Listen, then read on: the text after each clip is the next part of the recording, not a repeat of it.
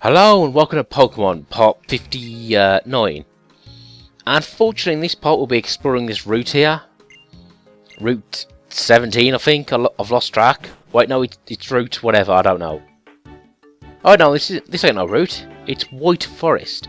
Yes, one of the major differences between Pokemon Black and Pokemon White is this location. In Pokemon Black, this will be Black City, where you can engage in some battles. And in this version, it's White Forest. So, yep, there you go.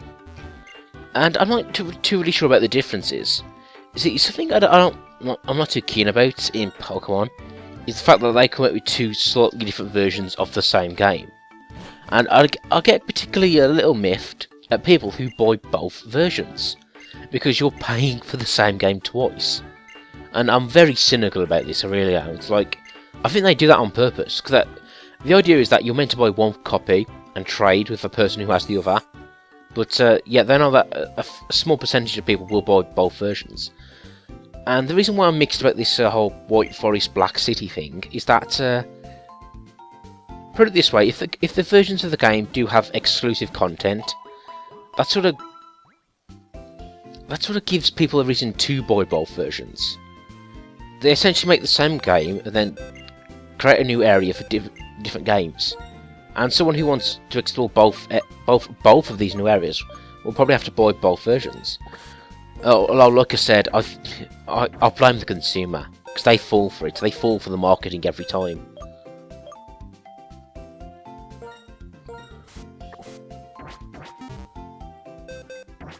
Now, the appearance of White Forest is dependent on the number of people currently residing there.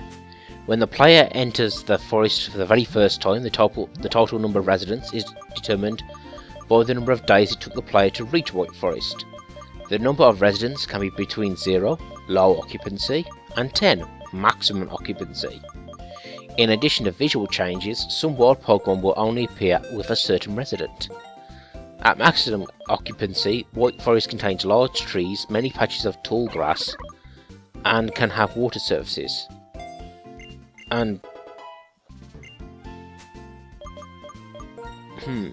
now, according to this, the wild Pokemon that appear is dependent on how many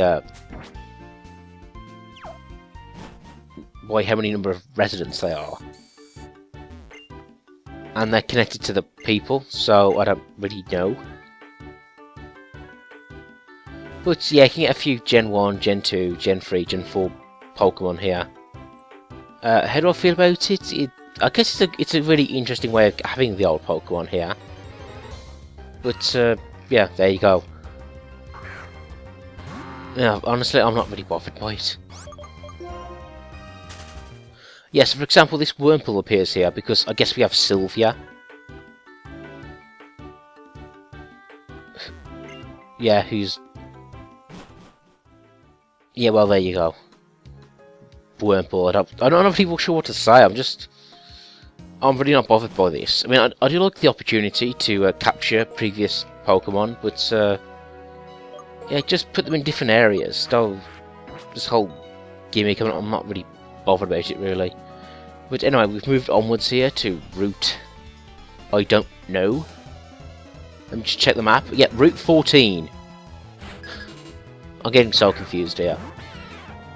But anyway, we battle this trainer here, the Ace Trainer, and she sends out Purugly, a sort of normal cat-type Pokemon from Gen 4. And here's the thing.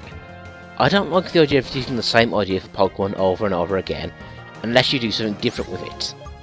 And Purugly, she just seems like another Delcatty, or a Persian. I guess she's a bit more aggressive, but I don't really see the difference. Now, in comparison to this game where you have Liepard, and for a start, Liepard is a Dark type, and just being a Dark type already makes it different enough from the previous cats. So yeah, I'm not too happy about Purugly. Lapras here, the original surfing Pokemon, a Water Ice type, and it's actually pretty good, I would say. I would say it's one of the better Ice types, and definitely one of the better Water types from Gen 1. And it looks like the Loch Ness Monster.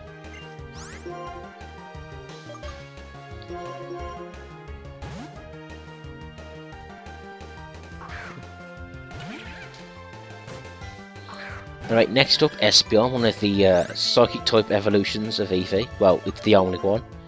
Introduced in Gen 2, and I think you have to get it happy during the day to evolve it into Espeon. If you get it happy at night, it evolves into Umbreon, the Dark type. And you know, that does bring up another idea that when people were talking about will they introduce a Light type, people have said, well, isn't that already Psychic type?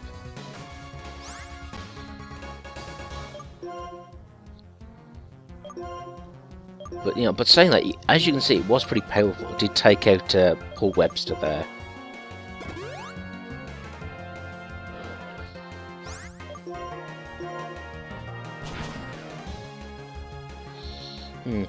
Now, I keep thinking that I do appreciate that Psychic moves have no effect on Dark types, but isn't that a little too overbalanced?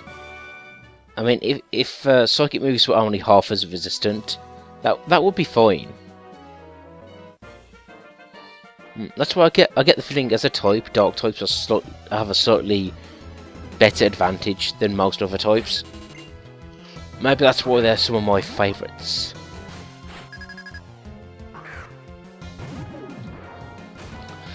Normal here, a Fire Ground type, which, see, the thing is, it's sort of a decent type.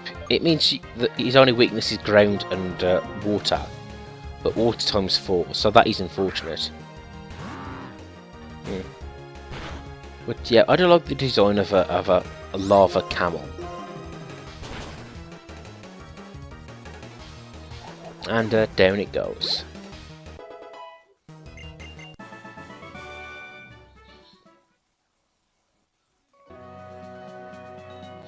Now this route here, as you can see, has lots of waterfalls. Again, it does support the idea that this area is definitely wilder than the previous ones. And hooray, 20 Simi-Poor fans, we get to see Jason Gordon-Levitt again. Because, you know, why use another slot if this Pokemon knows Waterfall? I'm trying to think where Waterfall was introduced. I think it was, I want to say it's Gen 2. Or maybe Gen 3. I know Gen 2 introduced Whirlpool. It had Surf, Whirlpool. But did it have Waterfall?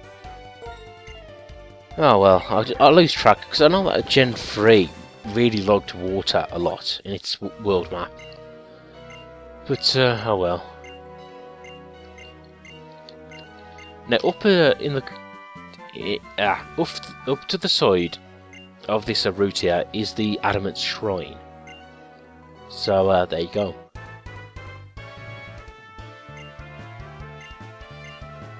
This is interesting. Apparently Waterfall was in Gen 1. It was unless it what? I don't understand.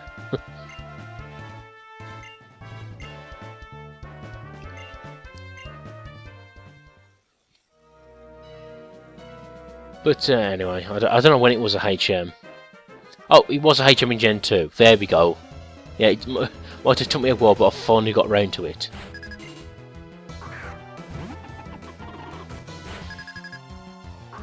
Yeah, apparently it was a HM since Gen 2, but it was introduced in Gen 1. Huh. Who knew? But in Gen 1 it's all about the surf, man. Oh, another hippo there. Pillow Swine. I sort of... This is kind of weird, because we have this pig Pokemon, but it sort of evolves into a mammoth. Anyway, it's a ground ice type, which is...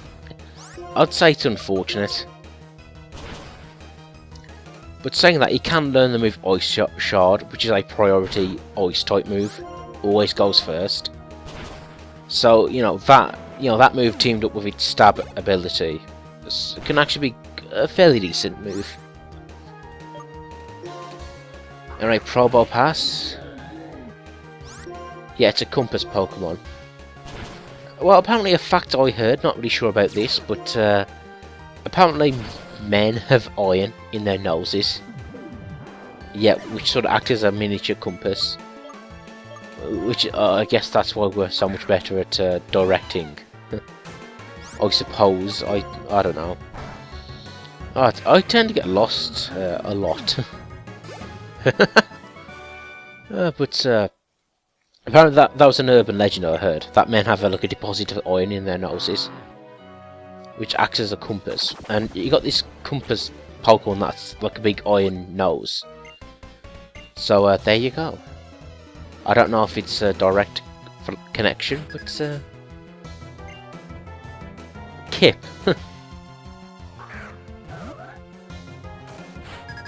Absol here. Speaking of which, if you like her emo hairstyle, or his emo hairstyle, it becomes even more emo with his Mega Evolution. Which, again, another thing about the new Mega Evolutions is that why not just give Absol another evolution afterwards? You know, rather than like a pseudo Mega Evolution. But oh well. Dodrio, a Pokemon which I've always liked the design of. I never really used that much, to be honest. And down it goes. It's probably because in Gen 1 there are actually quite a large number of normal flying types, I think. Wolverine? Yeah, whatever. Just get him off sight, you ice type, you. Oh well, that taught me a lesson. Ah, Brooker. I guess it's up to his Drain Punch now. And of course, I just want to revive Webb here because I do want to make sure he gets the experience points.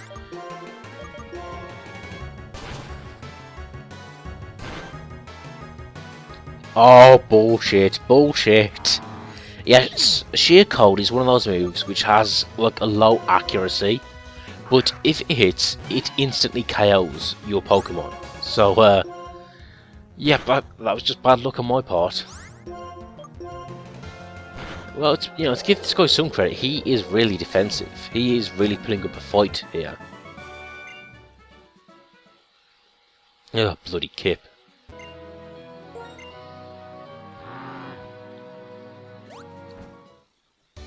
Now, this area here I've been talking about a bit before is the Adamant Shrine. And here we can catch a legendary Pokemon. But unfortunately we need 2 other legendary Pokemon first before we catch this guy. So yeah, we won't be seeing this guy just yet. But oh, this TM, very important, Flamethrower. I guess I could teach that to Darmanitan, but he's more of a physical type.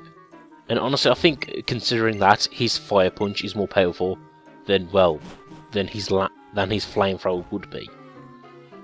And that's the Pokemon we've got to look out here for, Landorus. Kind of like Thundurus or Tornadus, except he's a sort of a ground type. And I guess he represents the Earth. And I guess that would also make him the second legendary ground type. Speaking of which, have we had a legendary for almost every type now? I think the only one missing is Poison.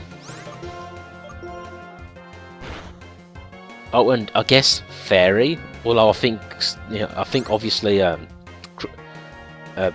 I forgot his name, but the big X Stag is going to be a Fairy type. Well, I was saying that, you know, Cresselia, you might as well make that a Fairy type. Oh.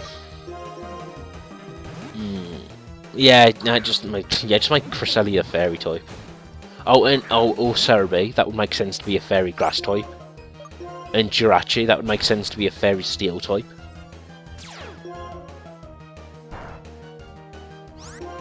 Oh, Poinko, a sort of... I can't remember his typing, he's like a bug rock, I think, or something. Or just a bug type, but anyway, he's meant to be defensive, but down he goes. Oh, hello, Scolipede. Goodbye, Scolipede. Oh, you son of a bitch. That was just spiteful, man. That was just spiteful. A Spinarak, the spider Pokemon from Gen 2. Which was, I guess, that game's equivalent of, like, Caterpie and Weedle. Except, please, Galvantula is a far superior Spina-type Pokemon. Masquerain here, a Bug Water type. And, you know, and somebody brought this up, but how would Misty feel about this Pokemon? Because she doesn't like bug types, but she likes water types. I think she would have liked it. For a start, it's more cutesy water type than icky bug type.